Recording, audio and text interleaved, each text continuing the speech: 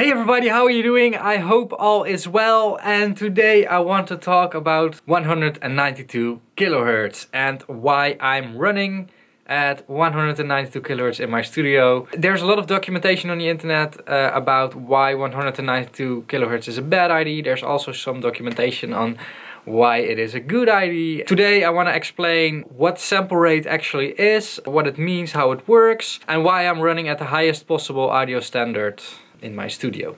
So let's get started.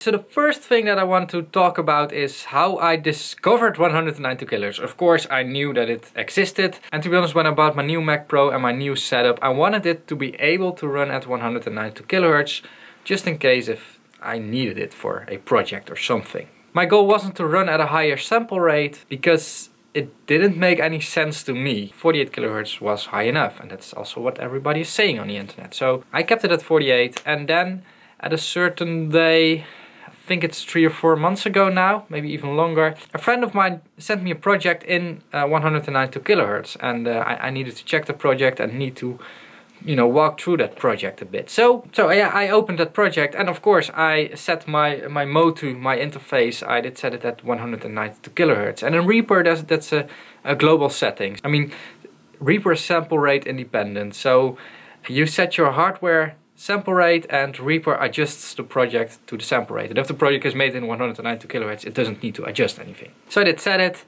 worked on the project, and then went home and came back the next day in the studio and started working on my normal projects. I had 2 new projects to do, so I started on them, and I had a bit of a strange experience. I had a feeling that things were more detailed, and one of the things which is pretty strange is that the center image, so actually the sound that comes from in between the speakers, so the ghost image, was way clearer and was way more centered. I also had the feeling that transients sound a bit better, so that's a transient from snare drums and stuff, and from percussion sounded a bit better, and it was a bit strange for me because I didn't knew what was happening, because I thought I was just running in my normal setup. I didn't notice that Reaper was still set at 192 kilohertz. I thought it was running at 48 kilohertz. So that was kind of a blind test for me, and it kind of turned out that apparently I was able to hear that. And I was always skeptical about sample rates. I was always, my focus was always that 48 kilohertz is more than enough, 192 kilohertz doesn't make any sense. And then it grabbed me like, okay, so I did hear a difference. And that's strange because in most theories you shouldn't hear a difference. What I want to do right now is dive into the theory of sampling rate, and let's start with the basics. And I'm also going to try to explain why my experience at 190 kilohertz is better, and why I decided to stick with it. So let's first look at basic sampling rate theory. So here's what sampling is. Here's how a computer sees this waveform. What it actually does, it actually samples the waveform at certain points. So it actually looks at a waveform like this. It looks like a bridge, by the way. All these points, that's all one sample. So it actually looks at where the waveform sits. 48K, so 48,000 hertz is times per second. So that is sampling rate. And it saves this all, it saves the position of the waveform, it saves it in a certain amount of bits, and we use 24 bits, but that's a whole different discussion. Here's where it gets interesting. Let's draw a waveform. In this case, well, let's draw it over here, like a really high frequency, like this. And let's say that this frequency here is 24 kilohertz. Frequency of 24 kilohertz. It will sample this waveform here and here. At 24 kilohertz, the distance between 2 samples is exactly peak to peak of a 24 kilohertz waveform. And that's logical because 24 kilohertz is half of 48. So you can do 2 samples in 24 kilohertz. This is also the highest amount because if we would have like a 26 kilohertz waveform, we can only sample it here and here. So if the computer needs to recreate this thing, it will actually, well, recreate something like this, which is not good. It's not this. If the computer needs to recreate this one, let's do that over here, it will recreate it like this. Maybe a bit smaller, but you guys know what I mean. So one very important thing that is happening here is that everything that's above 24 kilohertz needs to be cut out, needs to be filtered out. And we do that, of course, with a low pass filter. Duh. This is 20 kilohertz, by the way. So we need to make sure that everything is filtered out. This point, by the way, that 24 kilohertz mark, is what we call the Nyquist frequency. So that's the highest frequency we can sample without getting these strange kind of distortions. I hope you guys understand this.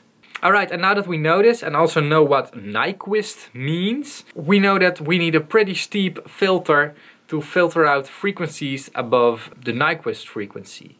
And if you're running at 44.1 kilohertz, you need a pretty steep filter. You need to start at 20k, and at 22k it needs to be all away. And that's a bit of a challenge. So if you're running at 48 kilohertz, you need to be away at 24 kilohertz. So it could be less of a steep filter. And if you're upping your sample rate, that filter can be moved much further away. I mean, if you're running at 96 kilohertz, for instance, you can let that filter start at 30 kilohertz, because we don't hear 30 kilohertz, and then drop it down easily and way smoother. This gives a better phase response and in general also a better sound, because you are pretty sure that the hearable part of the audio isn't being touched. And at 192 kilohertz it's even better. Now let's look at another thing in sampling rate, and that is impulses and impulse response, and also, as I call it, sample synchronization, because I haven't figured out yet how this works at 44.1 or 48 kilohertz. I think they have figured it out, and I think there's a way, but let's look at and this is really like how I see it. I'm not saying that this is the absolute theory behind it. It's really like I'm trying to explain my own experience to you all. So let me also draw this for you. Let's draw that same waveform again, that 24 kilohertz waveform. And now let's say that it didn't sample over here, but it sampled the waveform over here and over here, which could happen if the sample rate and the waveform were, you know, not really synced up. We would then get a lower velocity waveform, like not the original one, because we haven't, like the original one would be like this. So that's what I mean with synchronization. If the high frequency tends to be out of sync with the sample rate, yeah, it doesn't make any sense to me. I don't know how they fixed it. One of the ways they could fix it is by actually oversampling it. So oversampling it a lot in the first stage of the converter, like a lot of samples, and then adjust it at the output stage of the converter so that these things would line up. That's one of the ways they could do it. But what happens then is that if we have two speakers, speaker here, and me or somebody else over here, which is listening with two ears, so one from there and one from there, blah, blah, blah. Beautiful. For a stereo image, so actually what happens in between these speakers, it is really important. The timing differences between those speakers is really important, so that those things are correct. If something is shifted a bit like over here, or something is over here or over here, we can only notice that because of the timing difference between our left and our right ear. That's how stereo sound works, and that's also how our ears work. We are very accurate at timing differences. And if our converter is actually lining up a transient or a signal a bit in the future or a bit in the past, and this is like more than a few nanoseconds, we could get a worse stereo image, in my opinion. One of the things that I'm experiencing, and of course, if we increase the sampling rate, so if we could also register like these points, and there, and there, and there, and there, we shouldn't have to shift this sample could also be that things work a lot differently. Alright, so those are my first two theories. And then another thing that comes with the 192 kHz sample rate is I don't need to use oversampling anymore. Everything is oversampled by default. So by default I'm catching all high frequencies that could give distortion in my lower frequencies throughout the process. And since I'm running a lot of channels in and out of the system, this could happen more often than you might think. Also another thing is, at 192 kHz there are more samples in a second. For a lot of latency dependent stuff, input-output latency for instance, this all goes by an amount of samples and latency. And if you are running more samples in a second, your latency will go down. It will become shorter. That's one of the benefits of running at a higher sample rate. You will get lower latencies. Also, and I just mentioned this already, it tends to be that I can have longer converter loops. You want to avoid going in and out with a signal more than 2 times. Like, you know, converting it all the time, like going out through a hardware box, then back in, and then back out, and then back in, and then back.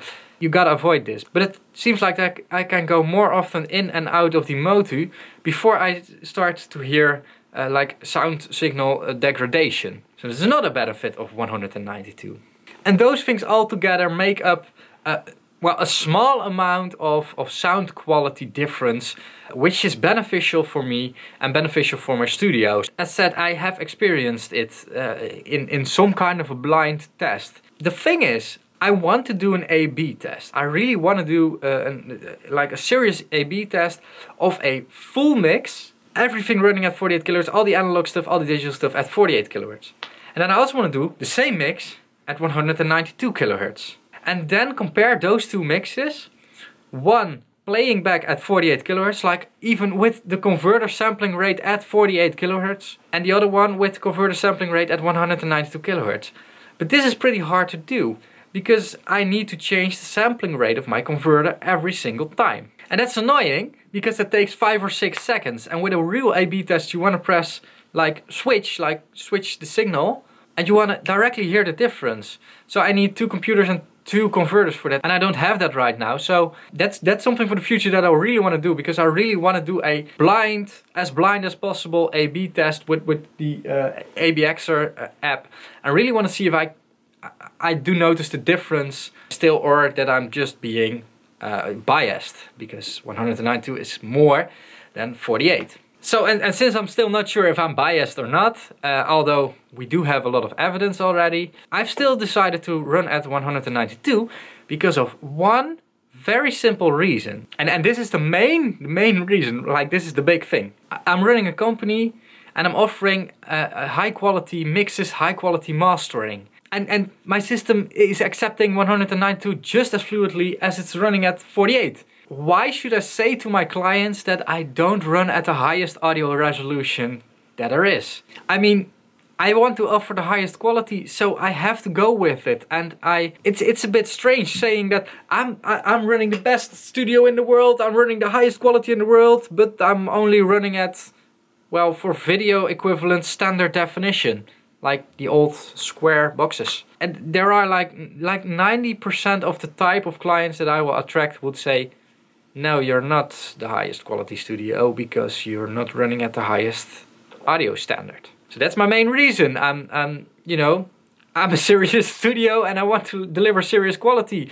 And even if that 192 kHz makes 1% difference, I would still do it. And that's also my main goal with everything. Those percentages add up. If I let go of 1% in my whole signal chain, I will end up with 20% less quality than someone else. I'm always choosing for the best quality, and that's why I'm running at 192 kHz. And this is my explanation of the 192 kHz story. If you have any questions about this subject or don't agree with me, which is fine of course, the comment section below is where you should put this, and I will read it all, and I'm really interested to hear in what you guys think about this subject. Because yeah, it's pretty heavy in you know, the amount of research that has gone into it, and the opinions of different people. So let me know in the comments below. For now, I want to thank you a lot for watching this video. If you liked it, consider supporting me on Patreon. Also check out one of my other videos over here. Thanks a lot for watching this one, and I'll see you guys again in the next one. Bye bye.